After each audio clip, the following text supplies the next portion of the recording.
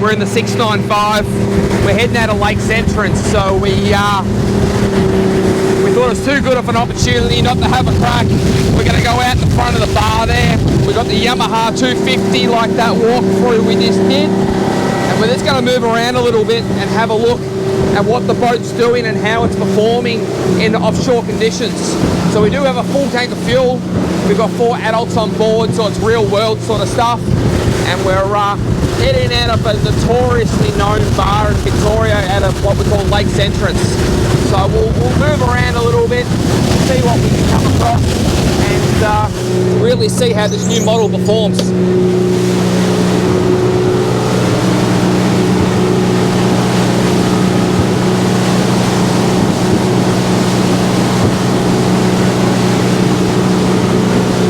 We're doing 3,600 RPM, which is 43 kilometers an hour.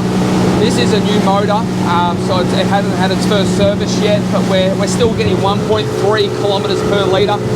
As we've seen in the other video that we just did, we've got a 22-inch Garmin there, 12-inch on the top. Right now, we're sitting on 3 bars of trim at 3,600 RPM, which is about right on where our rule of thumb would sit. As we come through here, it is actually quite a nice day, but we are heading out into Bass Strait, so the proof will be in the pudding. Nice speed coming through at the moment. Tyron's hot with it, mate. You can see the bigger water's coming through now, so I'm going to watch that flare off the bow of the boat and watch how it works its way through. You can see those big boys coming through. We're in the right spot. Plenty of activity. There's seals and dolphins and all the cool things that we like to see out here.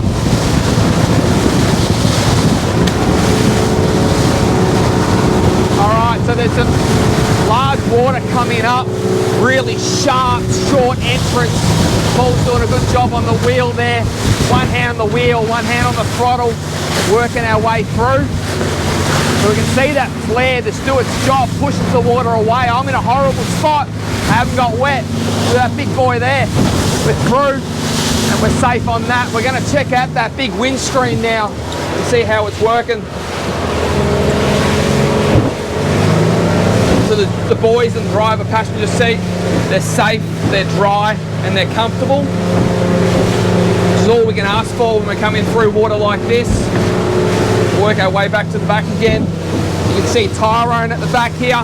He's got a great position. He's got his hand on the handrail there. He's got plenty of coverage under that hard top. The boys are still sitting down. It's a credit to the hull. No one's had to stand up yet and use their knees or anything. We're going through big ocean swell and they're more forward of me and they're super comfortable. So that is a testament to the Cruise Craft product. Work our way in the corner there again.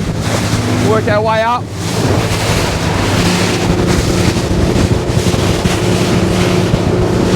See that bow sitting nice and proud.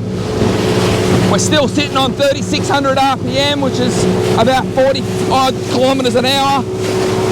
The boat's sitting level, hasn't porpoised or cavitated. That flare bow's doing its job. And here we are, out in Bass Strait, just chipping along.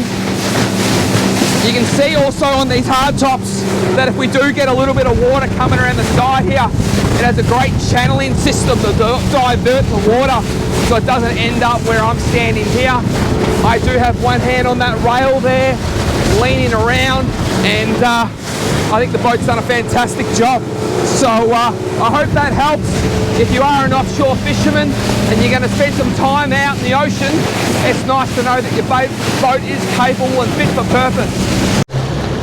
So back up here on the hard top, we've got this 30-inch light bar. Doesn't look out of place, doesn't look like it's... some of these light bars going on these things just look ridiculous at the front, but this one's nice and slim for a 30-inch light bar.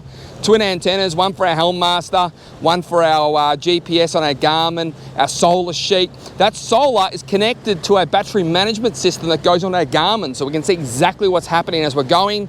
Our Garmin Phantom radar, this new classy looking rocket launcher at the back there, twin antennas for our VHF and 27 meg, and this stealth looking windscreen. And the thing I love about the windscreen is I don't need a rail on the side here. So I've got a great handle area on the side, so I can just slide my hand under here and safely walk back to the back of the boat. As I'm doing that, another thing that Cruise Crafters owners have asked for a long period of time, and this boat has it, is dual fuel fillers. So there's one on the port and one on the starboard. So it doesn't matter what side you come up to the service station, it's a midship filler, which means you don't have to drive all the way forward. It's halfway down the boat, and it's one either side. We've got our relax game poles there, our outriggers, the sea deck on the top deck. We talk about stability.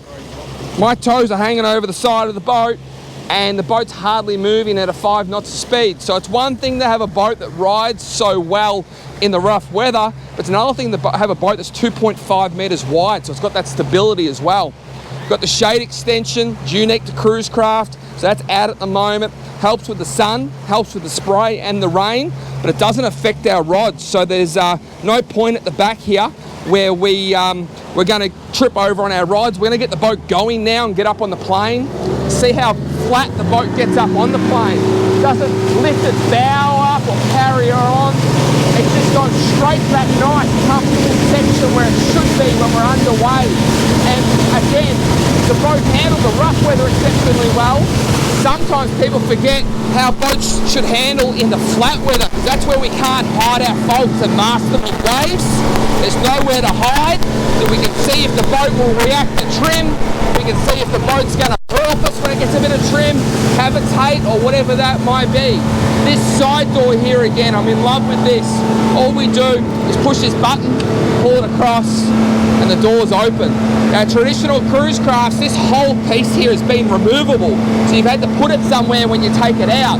But with this hinging system, we can just safely and comfortably do that, and that's going to work so well when you're at home and you put your gear inside the boat, when you're game fishing, or when you're having those family days out and you want to do some jumps off the side of the boat. Again, that battery management system so well thought out, live bait tank at the back here, and that Yamaha 250 horsepower in pearl white electric steering.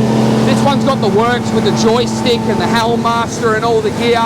But right now we're doing 4,400 RPM. That's 52 kilometers an hour. We're getting just over 1 kilometer a litre. You see that 22-inch Garmin with that exceptional Navionics mapping that they use. We've got the 12-inch screen up there above the cabin, which is going to give us our depth and everything. They're networked together, so you can do that vice versa. And you can just appreciate how well that boat's performing in the rough and in the flat. So I hope that helps, and if you are looking for a Cruise Craft or something along these lines, at Streaker Marine we would love to help. So please feel free to make contact with us and we'll help you with your next boat purchase. Thanks for watching.